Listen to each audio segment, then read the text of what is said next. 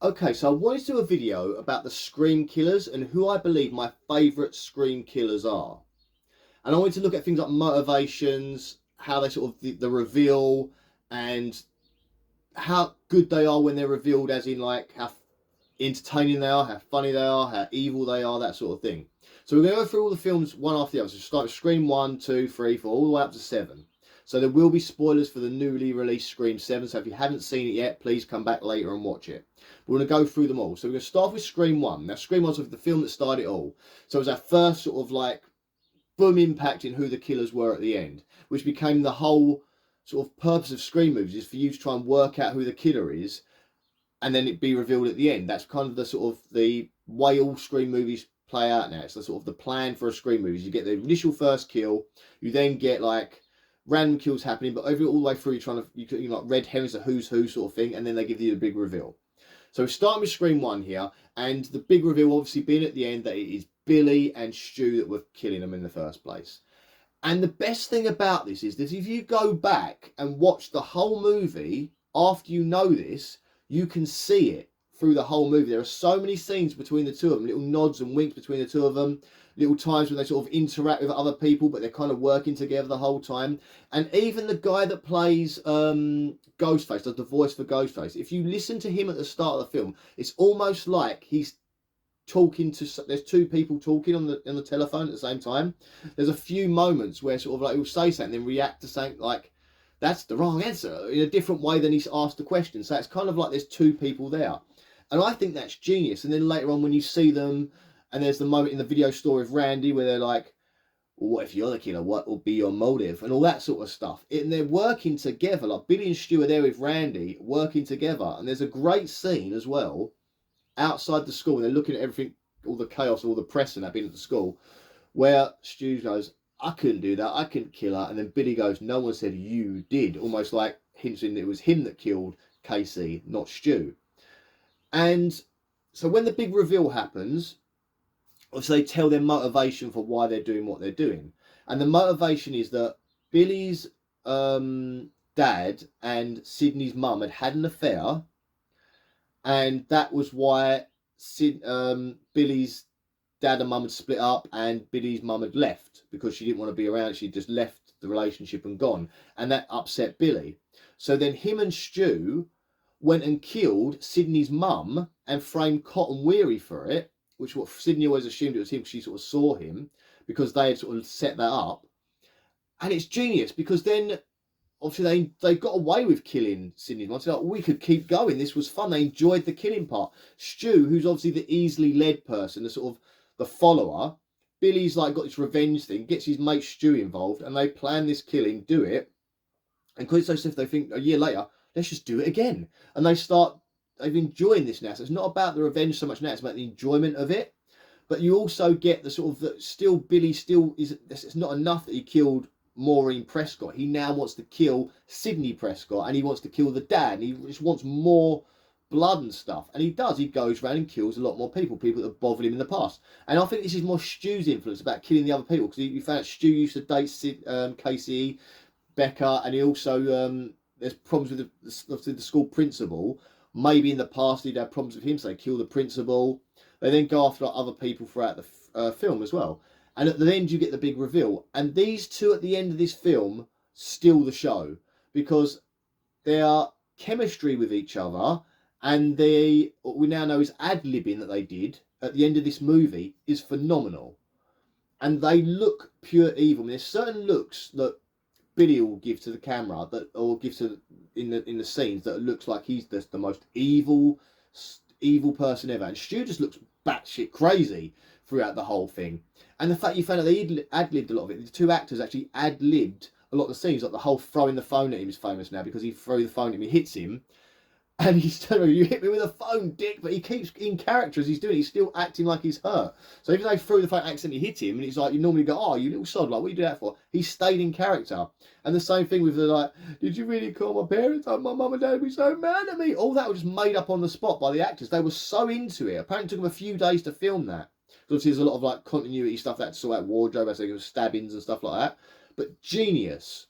So they are a good pick to be the best killers ever because of the motivations make sense.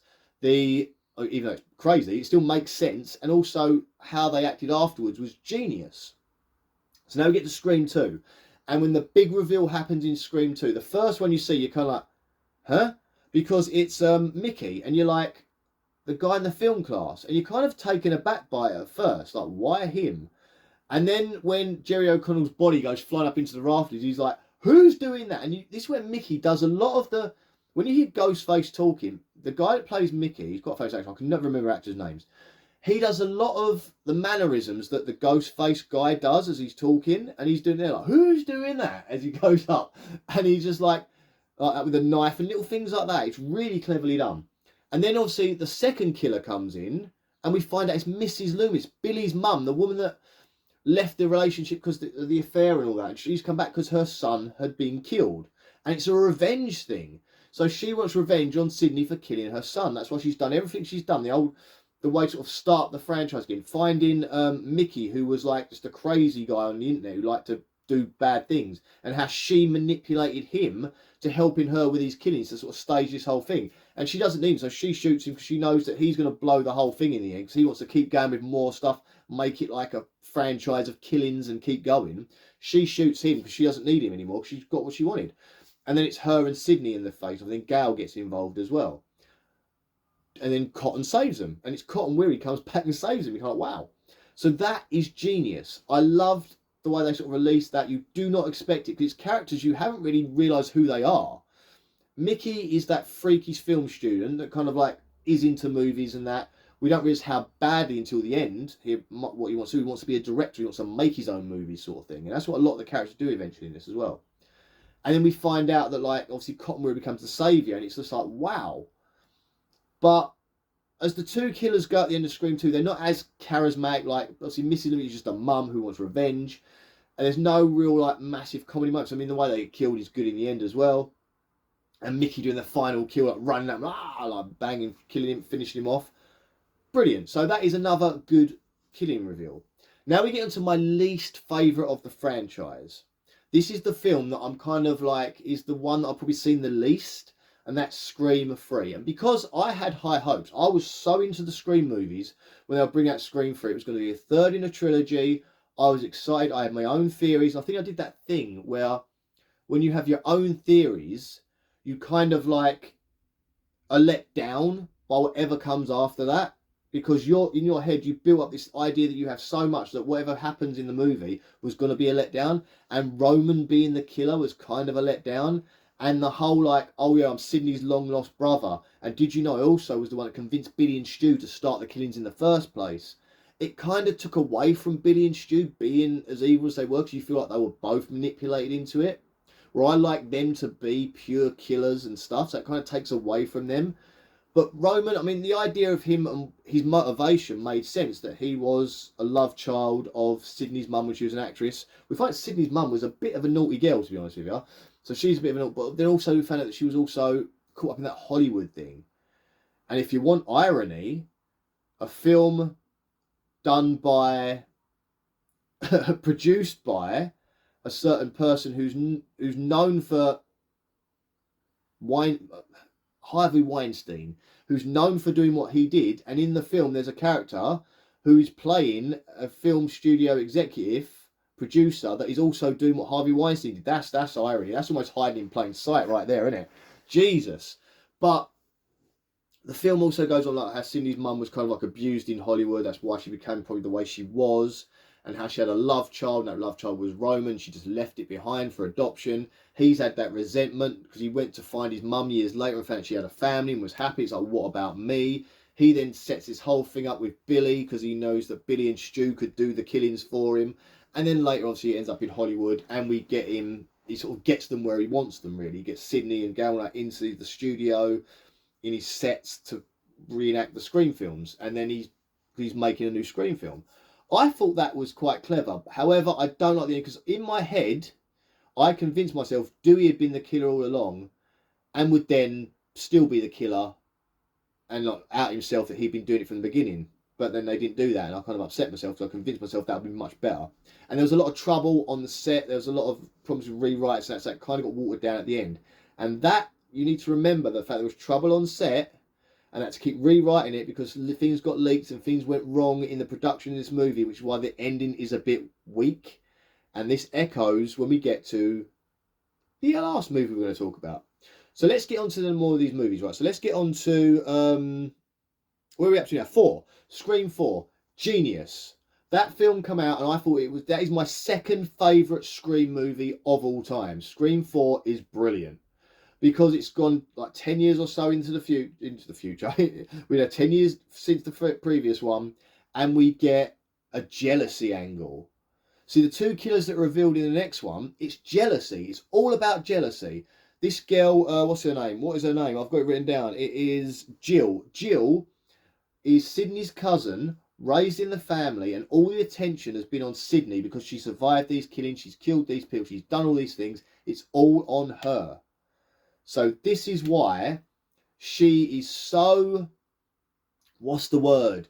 She's so jealous. That is the word, jealous. She's so jealous, and she becomes obsessed with, she now wants to be the famous one. She now wants the attention. She wants it all. So she hooks up with the freaky horror movie fan, cinema club geeky guy, gives him all the praise that they can do this and make themselves the heroes in the story. They can kind of do what Billy Shu didn't do, making her out to be this hero that saves everyone. She can become this glamour famous thing. Brilliant. The motivations are brilliant because you can see why that would happen. You could see the motivation there, and it's sick and twisted. But that jealousy thing, especially in the society we live in now, where it's all about attention and look at me, I'm doing it now. I'm sitting in front of you saying, look at me, watch my stuff, because it's a bit of attention. It's nice, you know. And with a young girl, it's even more nice to know that you're this, to see the fame Sydney got and everything Sydney got and being that close to it. And probably being ignored a lot. Like you have like a reunion party, a family reunion, everyone's going to Sydney talking to her, and it's like, ignore Jill, we don't care about you. So you can see why what she did. And her, at the end of the movie, is the switch is brilliant because the whole way through she's kind of playing the Sydney type character, and we're thinking this is where they're going to move on with her. She's going to be the new Sydney. This is great. We're getting a new person. And that twist at the end when she reveals that she's the killer and how sick and evil and mental she is, genius. It does go on a bit long. When you get to the hospital, you're thinking, well, is this movie ever going to bloody end?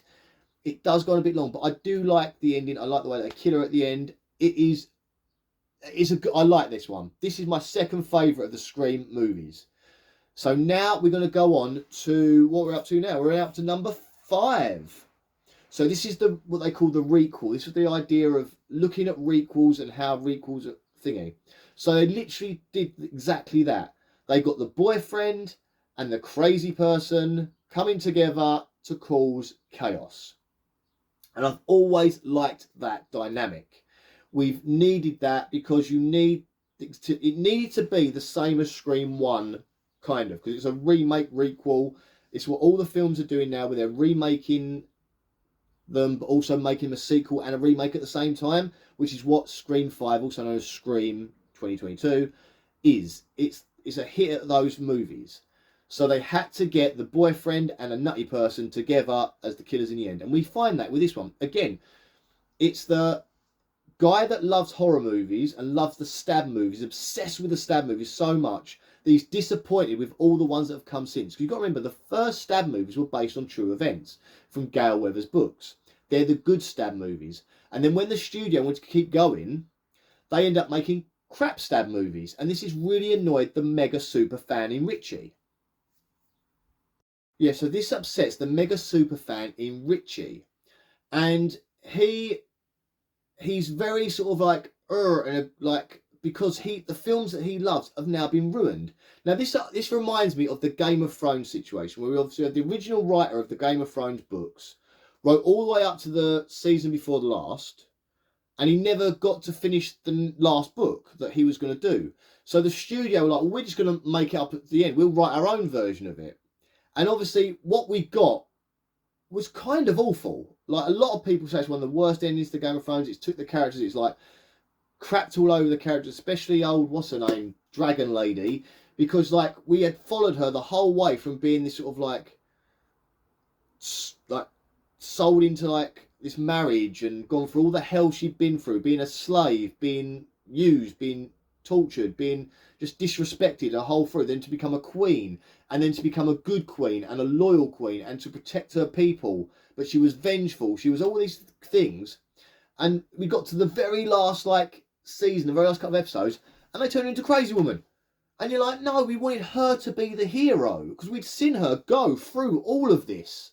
And in the end, they made her a crazy person. And we were like, oh. And then Jon Snow's there, and he don't really do much at the end, except for he kills her. And you're kind of like, well, that was crap as well because, oh. And then the dragon burns down the throne. You're, oh. And it's just like, and then the guy that was the kid that was paralysed becomes like ruler of the world because he's got a stick. It was just a weird ending. It was like, oh. And he kind of like, why not just let the guy finish the book? Wait. Go a few years down the line. Just wait till he finishes the book.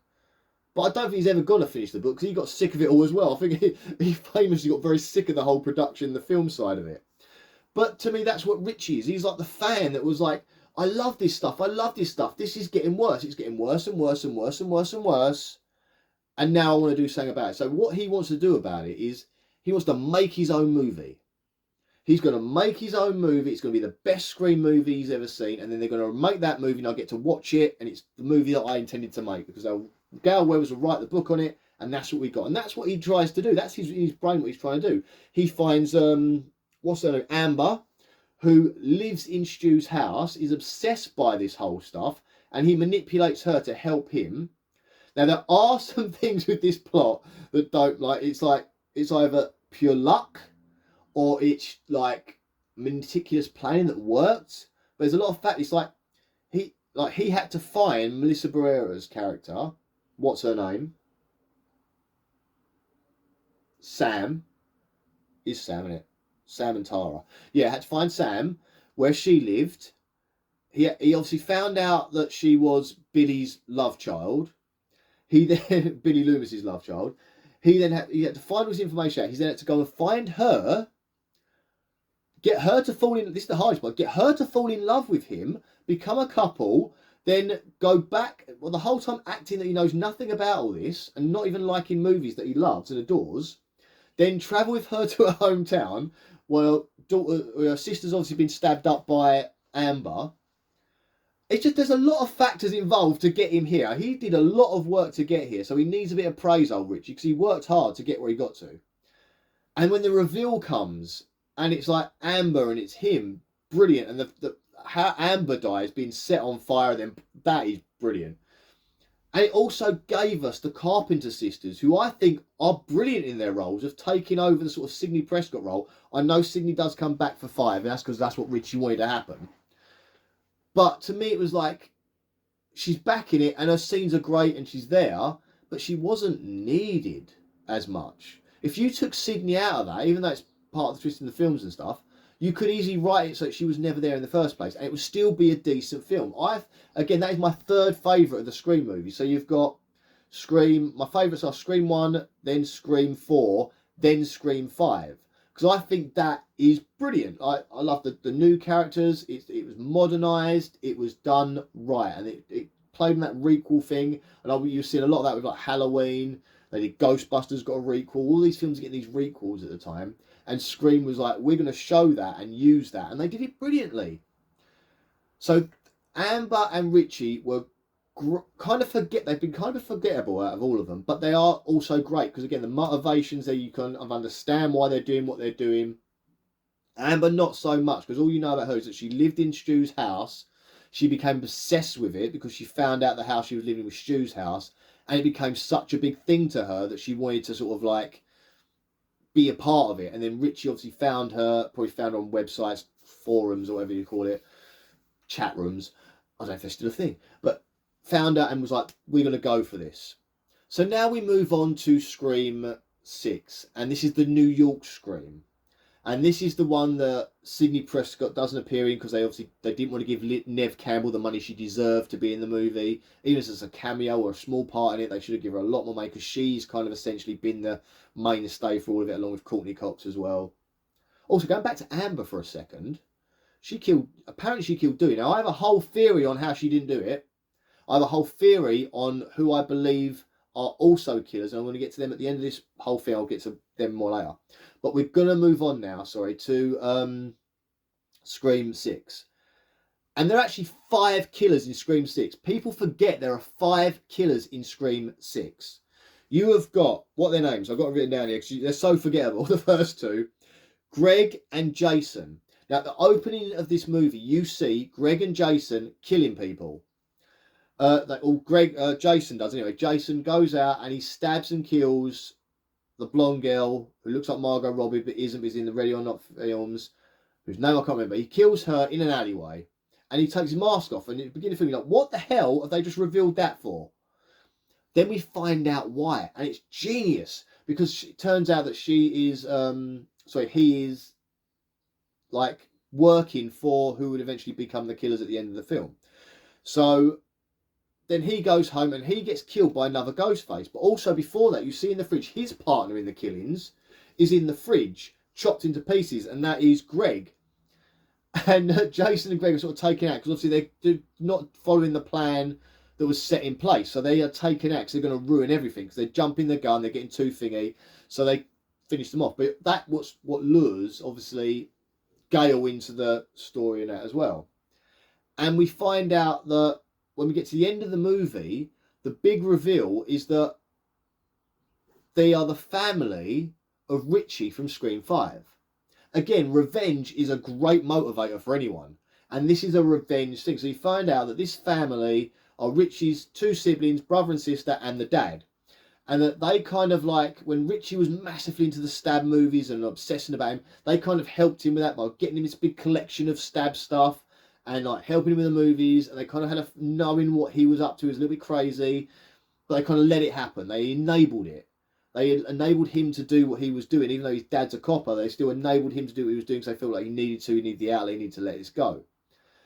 And then, of course, when he gets murdered by Sam and Tara, kind of a bit more Sam, this is revenge on Sam. That's why you can get away with Sydney not being there. It's why you can get away with not having her there, because this is about revenge on Sam. And they target Sam, they get her, and there's a big fight. And obviously Sam uses her serial killer superpowers, as I like to call it. She seems to have this switch that goes off when she goes serial killer, and it gives her power. And she goes on the attack and she stabs up people like crazy. And these 3 killers at the end have that.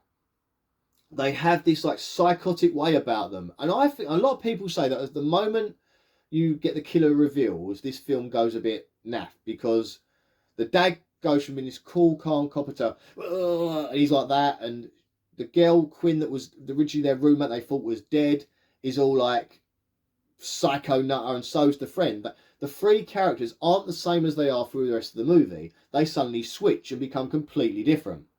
And it takes you out of the movie, because if you go back and watch all the other Scream movies, the characters generally stay the same. So if you look at Billy and Stu, they are acting the same way they do at the end of the movie. You might turn the volume up a little bit on them, but they're still like that. I said that scene with Randy in the video shop, it's very similar to the way they're acting at the very end of the movie when they've got Sydney in the kitchen. They are like that. The same with the second one's killers. They are again, what's his name? Mickey is very much what you see at the end of the film. He's that serial killer type, but he's also the film student type. He's still being that character. Mrs. Loomis is just Mrs. Loomis. You saw as a Sydney reporter that she comes back. She's still the same character. Number 3, Roman, you can see his arrogance, but when he finds the killer at the end, he's not doing anything more crazy. He still is what he was. All the characters they do this with, they're still very much what they are. They're still the same character. It's like the 3 killers at the end of Scream 6, they change their character completely. And they all go, nutty killers. And it's not the same as they were before. And it's kind of like, it's too much. And it ruins it. And you're kind of like, oh, what the... Where did that... It's a bit silly. Because if you'd seen elements of that before, it would make more sense. But you don't see that at all. Like, with the brother, what's his name? We've got, I've written down, Ethan, Quinn and Wayne. So you've got Ethan, who's very shy and quietly. And when you get him at the end, he's like, all loud and fun, and I'm going to kill people. And the same with Quinn. She's this like slutty type girl that lives next door, or lives in the same dorm with them. She's quite funny and witty. But when you sit there, she's all like, she's proper gone, you know. And the dad as well. He's all like, he's all like a bit like he's just done a line of you know, he's done something he shouldn't have done, a substance he shouldn't have done. He's all like, wow, he's wiry and that. It's like, that's not what he was like before. He's quite calm. Even when his daughter was slain, he was still, well, we know why he was calm now, but he was still playing it calm. And he was as calm as a copper. But it's only when the mask came off, he was like, wait, and it's just, it ruined it. Now, obviously, that's them. So they're probably my least favourite. We're going to get on to Scream 7 now. So if you haven't seen Scream 7, spoilers ahead for Scream 7. Because this is where it's going to spoil a lot and I don't want it ruined for you. So if you haven't seen Scream 7 yet, please go watch Scream 7, come back, and then we can talk about these killers. So these are the killers in Scream 7. There are 3 of them. One of them we find out halfway through the movie is Carl. Carl was someone in the coffee shop. And that's all we knew when he get released. He was in the coffee shop. And they're all like, and like, there's a moment with Chad's like, what? Like, but we always know them. We don't know him. What's going on? Sort of, he's holding the camera. That's what I'm doing now. He's holding the camera at the time. He's like, why him? Like, and you are kind of like, why him? And then obviously we follow the trail of Carl back to the insane asylum where we meet another killer, which is Marco, who was, now I will admit, this is where I kind of went to myself, he's in on this. And this is the whole point, because we all knew about the AI thing that was going to be in Scream 7. We also knew Stu was back, and they were kind of hinting that Stu was back. As soon as they went to the insane asylum, and Marco went, oh, that's John, he used to live here, I was like, Marco's a killer. There is no Stu. Marco is the killer.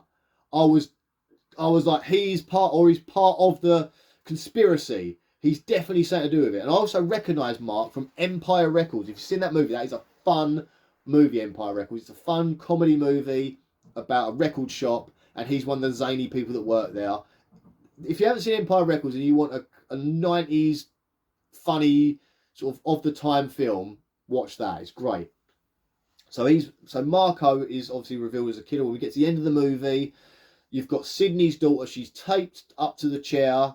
Sydney comes running in. She's got the gun, and Marco goes, "Hey!" And Sydney's like, "You, the guy from the hospital," and it's just like so weak. And you're like, and then Marco's like, "And here's Stu," and you're like, wow, they're actually gonna, maybe Stu was involved, and and then the guy who's like referred to as Stu walks in, takes off, and it's the next door neighbour that has shown no sign of being the killer at all, just a friendly next door neighbour, the woman from Pitch Perfect, and you're like, that's really weak.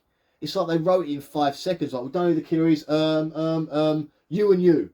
And that's how they wrote it. That's to me how they wrote that, because it's so naff.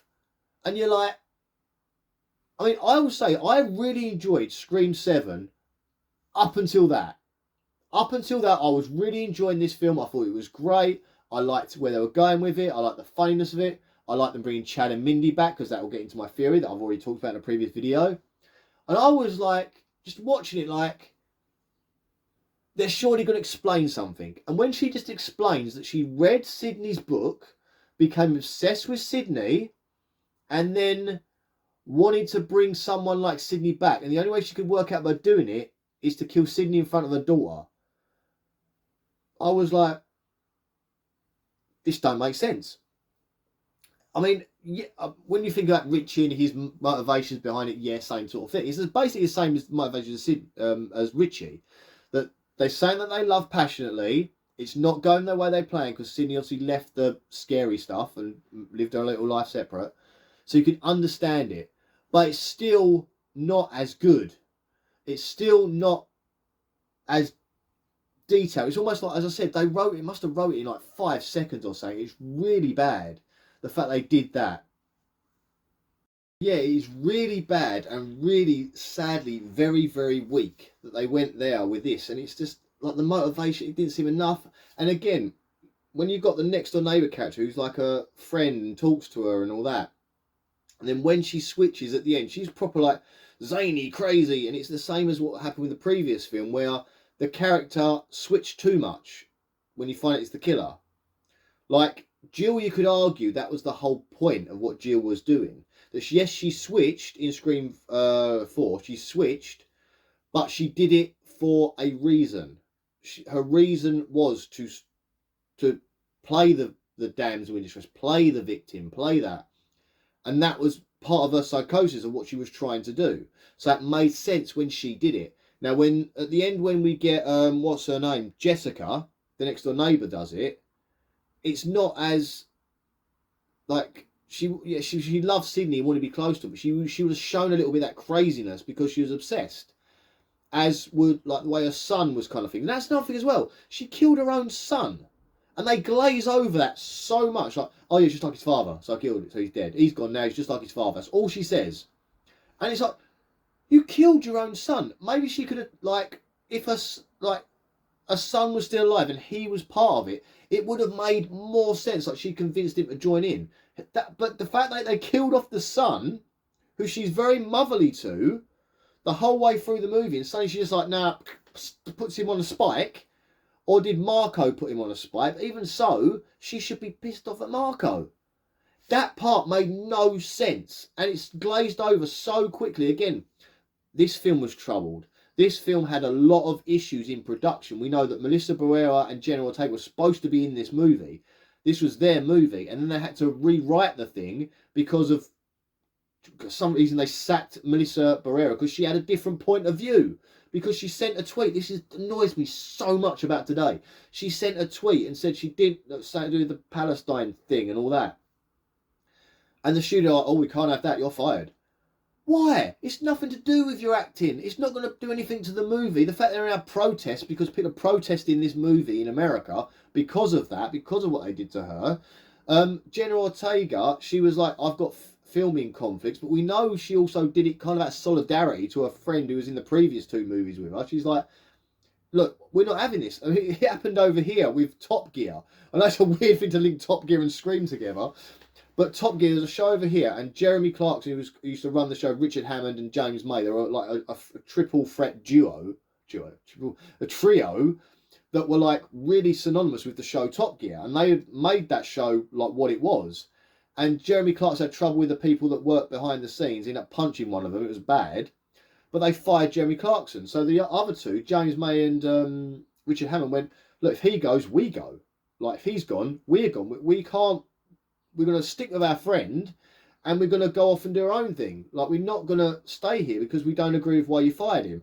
And I think this is what happened there as well, where Jenna Ortega was like, that's not right. I do have conflicts as well, but now you've really put the nail in the coffin. I'm gone as well. So I had to rewrite Scream 7. And the worst thing is, the person they've got directing it was the writer of the first two Scream movies, and they don't get him to write it. Somebody else wrote it. Other people wrote this film. And he did a little bit of rewriting after they sort of done it to try and make it neater. But it's like, just start again. Say, look, we're not going to have the film come out when we're supposed to. We're going to leave it a couple of years. We're going to re-go to this and rework it out. And I will say this. Melissa Barrera and Jenna Ortega were missed in this movie. If they were in this movie, it would have been a lot better. I'd love to know what the original Scream 7 was going to be with them in it, because it was already written and they were going for it. So I'd love to know what that was, but I'd also love to know what this movie is, and like how this movie could have been better if one, they'd let him write from the start. Let's stop. We're going to stop everything. You write us a new Scream movie. We'll go from the start, instead of getting him to direct. And bear in mind, he's quite new at directing. Getting him to direct a movie that wasn't written by him, that he might not have been into as well and might have seen problems with, but he's been told by studio, you have to do it, and he's done it. And sadly, we get probably the most least liked Scream movie so far in the franchise. Now, I still like it. I still stand by it. I like this film up until the end. All the way through, this film is pretty decent, and then you get the big ending. Now, when I was sitting in the cinema, as the ending was happening, I was thinking, surely they're going to pay Melissa Barrera and Jenna Ortega to come back at the end, and we're going to see something with them. Because I'd have liked, because the way we've got Melissa Barrera's character slowly going a bit crazier every like installment we got of her, I'd have liked to have seen her as the killer at the end, like going after Sid, like, you've caused all this to come at me. Technically it starts with your mum, but you are the reason this has happened to me. And it's her and her sister, because at the end of Scream 6, her and her sister kind of go a bit sick on people. It's like killing people, both of them. What if they come back as kids? It's them versus Nev, like old versus new. That would have been brilliant. That would have been so astronomically amazing. However, my theory is still valid as far as I'm concerned. That, and this is I've done a video about this, so go back and check my video. But I still think Mindy and Chad are behind all of the Scream movies from the moment the Carpenter sisters turn up. So Mindy and Chad, Randy's niece and nephew, are behind it all, and you can go into this film with the same thing as well. So they're always there. They always get injured slightly, but not enough to kill them, and they're part of the movie. I still think they're making these movies. They are behind it. I think that they were the ones that got Richie, that told Richie and Amber about Melissa Barrera, Sam being love child of Billy. I think she would be the one that would know, because the family growing up together in Woodsboro, it would have leaked out that way. That person that had the kid with Billy maybe knew Randy's sister, and that's how they found out. So that starts that. I also think they're responsible for New York. Maybe they were the ones that sort of like egged it on a little bit, told them where to go, what to do, all that sort of stuff. And make sure you kill us, though you stab us so that we don't die. They're doing the Billy and Stu thing from the first one, but actually getting it right. I also think when we get to this one, that when they turn up with Gail, there's a reason they've turned up with Gail. It's because they've instrumented all this as well. You could say they went to the asylum, told the people a few things, what to do, and etc, etc. Maybe they were speaking to the crazy neighbour at some point and got her involved. And yet again, they get stabbed. They don't die. That's happened 3 times. It's too much of a coincidence. I can see Scream 8, which they've already greenlit. We're finally going to find out Mindy and Chad are the killers. I swear they're the killers. It's going to happen in Scream 8. Or they do the Melissa Barrera thing, bring her back and make her fight Sydney. That'll be good as well. Could you imagine that? Oh. Anyway, the future is unwritten for the Scream franchise. Yes, this one didn't come off as well as the others, 7. Now, let's just talk, who are my favourites? Get into my favourite killers. I lost the whole point of why we talked in this video in the first place. My favourite killers will forever and probably always be Billy and Stu. Just because it started, because it was mind-blowing, because you were into it. I still think if you watch that whole movie, you can see it, and it goes into the character at the end. They remain in that character the whole way through the movie, and it's there. There's no like change of character type, which sometimes happens. I mean, I'm a massive wrestling fan, right? I'm a big wrestler. I've been since I was a kid. I still watch it now, which with my kids. I love wrestling. And sometimes when you get a character who's a good guy, and they turn them bad, they completely change the way they act. The best ones are the ones that don't change the way they act. So to take someone like Randy Orton, he's still Randy Orton. Like the same character. He doesn't completely change himself. He's Randy Orton the same way. Where you get some characters that are like, when they're the good, they're like, yeah. Then they go like crazy psycho, or they go like proper different, and they get nasty and thingy. But if they stay the same, CM Punk does it as well. He stays the same. He just references the crowd a little differently, but the character stays the same. That's what they do in this. They literally keep it so that when you get that switch at the end where you find they are the killer, you don't change how they act. You keep them acting the same way. And that's what makes it perfect and believable. And that's what stops you getting taken out of the movie. As I said, when I watched Scream 6, at the end, when those 3 characters completely change the way they are and act completely differently as soon as the masks come off to what you've seen them previously, it kind of like takes you out of the movie. You realise, and it gets silly, and you're like, oh God, it takes it away. And you're suddenly like, the best thing about movies is when you can zone into a movie, forget about all your troubles in your life, forget about everything else going on in the world, and you can just be in that movie. And that's what makes a movie good. And sadly, Scream 6 at that point went, and again, and like Scream 7, up until that point, brilliant movie. Could not fault that movie. It was fantastic. I was into it. I was enjoying it. And then that happened.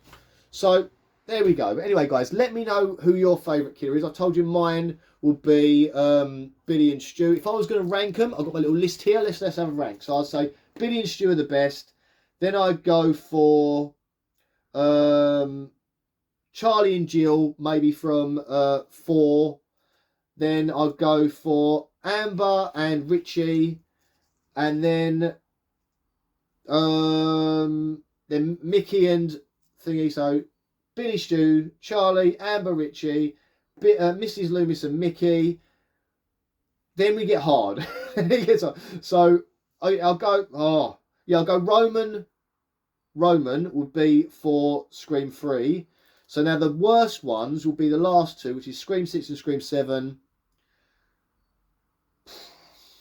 I think Scream 7 were the worst ones because they were the weakest, least linked to it, less motivation. Yeah, so the worst ones would be Scream 7, which would be Carl, because you've got to remember Carl, he got hit by the car. Carl, Marco, and Jessica will be the worst of the killers. The best will be Billy and Stu. So there we go. That would be the best ones. Let me know who your favourite Scream killers are. I'm pretty sure most of you are going to go Billy and Stu. If you've got a hot take, maybe you liked Carl and Marco, you know. Maybe if it was Rex Manning Day, it would be better. But it wasn't Rex Manning Day. It was very much Jessica Day, and it didn't make any sense. But again, still a good movie up until the ending. But sadly, the ending's the part you remember the most. So I think that's why this film's got a lot of negative reviews of, because people have come out like, that ending sucked. And that's what they've gone and told people. And that's what they've written in their reviews. And that's why the movie has kind of like... It's done great at the box office, but like, because everyone wanted to see a Scream movie. But I don't think it's going to continue to do great because word of mouth is not very good. People go, oh, if it's not very good, I'll wait till it comes out on DVD or streaming or whatever. And that's when it goes downhill. Anyway, guys, but thank you for watching. Very much thank you. I know it's going to be a lot longer video than I personally anticipated. And there's some cuts. If the cuts have not edited right, they're saying up my phone at the minute, it doesn't edit footage right. So it might be my voice doesn't sync up, and I very much apologise if that is the case. Anyway, guys, see you soon. Goodbye.